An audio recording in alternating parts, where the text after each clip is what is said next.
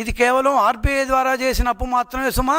మీరు కార్పొరేషన్ ద్వారా ఇంకొక 2 లక్షల కోట్ల రూపాయలు అప్పులు చేశారు. ప్రభుత్వ సంస్థ, ప్రభుత్వ డిపార్ట్మెంట్లోని డబ్బుల్ని ఏపీఎస్ఎఫ్సికి మార్చుకునేసి దాన్ని మీ గవర్నమెంట్కి వాడేసుకున్నారు. ఇవన్నీ నేను చెప్పటంలా, అవన్నీ చెప్తే మీ దాదాపు 4,74,000 కోట్ల రూపాయలు మించి చేశారు. సో ఈ 44% ఇది ఎట్టొచ్చిందో ఒకసారి ట్వీట్లు ఇచ్చే ముందు ఆలోచించుకొని చూడండి సార్. ఓకే, మేము జిఎస్డిపిలో ఎక్కువ అప్పు చేసామన్నారు. ఖచ్చితంగా జిఎస్డిపి ఎంత ఉంటుందో, రాష్ట్ర స్థూల ఆదాయం ఎంత ఉంటుందో దాన్ని బట్టి అప్పులు చేసుకునే వెసులుబాటు ఇస్తారు. అది ప్రతి రాష్ట్రము చేస్తుంది. సో మా పరిపాలనలో జిఎస్డిపి పెరిగింది కాబట్టి దాదాపు 15 లక్షల కోట్లకు పెరిగింది కాబట్టి ఆ మేరకు కొద్దిగా ఎక్కువ వచ్చింది. దానిలో మీకు వచ్చిన బాధ ఏంటి? మీరు జిఎస్డిపిని పెంచలేకపోయారు, రాష్ట్ర స్థూల ఆదాయాన్ని పెంచలేకపోయారు. సాయంత్రం పూట పోయి ఆమెతో గంట సేపు కూర్చొని అడుక్కొని అప్పులు తెచ్చుకున్నారు. సో మాకు జిఎస్డిపి పెంచుకున్నావు, ఆ మేరకు మేము అప్పులు తెచ్చాము. మేమేమి దొంగ అప్పులు చేయలేదే, దొంగ కార్పొరేషన్ అప్పులు చేయలేదే, గవర్నమెంటు డిపార్ట్మెంట్లో ఉన్న డబ్బుల్ని దోచేయలేదే, పంచాయతీలకు ఇచ్చిన 9,000 కోట్లను తీసుకోలేదే, అట్లాంటి అదోపలు మేమేం చేయలేదే. మీరు మొత్తం అప్పు ఒక్కసారి, ఎందుకంటే సంవత్సరం అయిపోయింది కాబట్టి ప్రజలు కూడా మర్చిపోతారు, మీరు ప్రజలు ఏదో మర్చిపోతారని చెప్పి మీకు ఇష్టం వచ్చిన సంఖ్యలు రాసేస్తున్నారు. మీరు 5 సంవత్సరాలు చేసినప్పుడు ఒక 2 నిమిషాలు చెప్తానండి. మొత్తం అప్పు ఆర్బీఐ ద్వారా 4,38,000 కోట్ల రూపాయలు, 4,38,278 కోట్లు, 4.38 lakhs. కార్పొరేషన్ ద్వారా 2,48,000 కోట్లు, గవర్నమెంట్ గ్యారంటీలు మొత్తం 1,58,000 కోట్లు గవర్నమెంట్ గ్యారంటీ ఇచ్చింది. వితౌట్ గవర్నమెంట్ గ్యారంటీ 90,019 కోట్లు. సివిల్ సప్లైస్కి 36,000 కోట్ల రూపాయలు అప్పు పెట్టేసిపోయారు. ఆలోచించరా, కనీసం 36,000 కోట్ల రూపాయలు బకాయిలు పెట్టేసిపోయారు సివిల్ సప్లైస్కి. రేషన్ షాపులు ఇప్పుడు మీరు నిన్న మొన్న ఏదో మీరు బ్రహ్మాండంగా చేసామన్నారే, ఇంటింటికి రేషన్ ఇచ్చామన్నారే, ఆ ఇంటింటికి రేషన్ ఇచ్చిన దానికి మీరు దాదాపు 36,000 కోట్ల రూపాయలు అప్పులు పెట్టేసిపోయారు.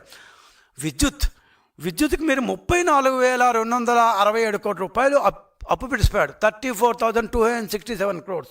వెండర్స్ అంటే అప్పులు ఇవ్వాల్సిన వాళ్ళు, మన గవర్నమెంట్ చెల్లించాల్సిన వాళ్ళు, వీళ్ళందరికీ ప్లస్ స్కీములు అంటే రీఎంబర్స్మెంట్ స్కీము, ఉద్యోగస్తులకి వాళ్ళకి వీళ్ళకి ఎంత కలిపి రీఎంబర్స్మెంట్ స్కీము, వెండర్స్ కలిపి 1,13,000 కోట్లు. ఉద్యోగులకి ఇవ్వాల్సిన బకాయిలు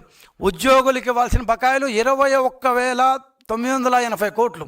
సింకింగ్ ఫండ్ ఏమన్నా అయితే అడ్జస్ట్మెంట్ కోసం ఆర్బీఐ పెట్టింది, దానికి 1,196 కోట్లు, అది కూడా మీరు ఇవ్వలేదు. మొత్తం 9,74,586 కోట్లు. 9,74,586 కోట్లు మీరు 5 సంవత్సరాల్లో చేసిన అప్పు. ఈ 44% ఎక్కడ వచ్చిందో, మేము చేసింది 61,000 crores అప్పు. ఈ 61,000 crores అప్పుకి ఈ 9,74,000కి పోనీ ఆర్బీఐ మాత్రమే తీసుకుంటా ఉంటే కూడా 4,38,000 కోట్లకి ఈ అంటే ఏదో ఒక పదం రాసేసి చెల్లిపోదు. ఆ రోజులు పోయాయి. మీ ఇష్టం వచ్చిన మాట్లాడి అంత మీ నాన్నగారు చెప్పారే మేమేదో వ్యవసాయం దండగన్నారు అని చెప్పి ఆ రోజులు పోయినాయి. ఇప్పుడు అన్నీ కళ్ళ ముందు ఉన్నాయి. సో మీరు ఏం రాశారు మీరే ఒకసారి చూసుకోండి. రెండోది ఏంటంటే మీరు చెప్పింది ఫిస్కల్ డెఫిసిట్ జీడిపి కంటే 4.08 నుంచి 5.12% వచ్చేసిందండి అన్నారు. 4.08 నుంచి మా యొక్క పరిపాలనలో మొత్తం రాష్ట్ర స్థూల ఆదాయంలో లోటు. సో లోటు దాదాపు 1%. మీ యొక్క పరిపాలనలో 4.08 ఉంటే మా యొక్క పరిపాలనలో 10 నెలల్లో 5.12కి వచ్చింది అన్నారు. జగన్మోహన్ రెడ్డి గారు మీరు మర్చిపోయారేమో, 2014-19 సంవత్సరాల్లో అప్పటి మా ప్రభుత్వంలో రావాల్సిన రెవెన్యూ డెఫిసిట్ 10,460 కోట్లు 2023లో మీకు వచ్చింది, ఆయాచితంగా వచ్చింది. 2014-19లో రావాల్సిన డబ్బులు 2023లో వచ్చాయి. ఈ 10,000 మీరు సంపాదించింది కాదు, అప్పట్లో మేము కష్టపడి అప్పటి సెంట్రల్ గవర్నమెంట్ని అడిగి అది 7-8 ఏళ్ళ తర్వాత మీ గవర్నమెంట్లో వచ్చింది. ఆయాచితంగా మీకు 10,460 కోట్లు వచ్చింది.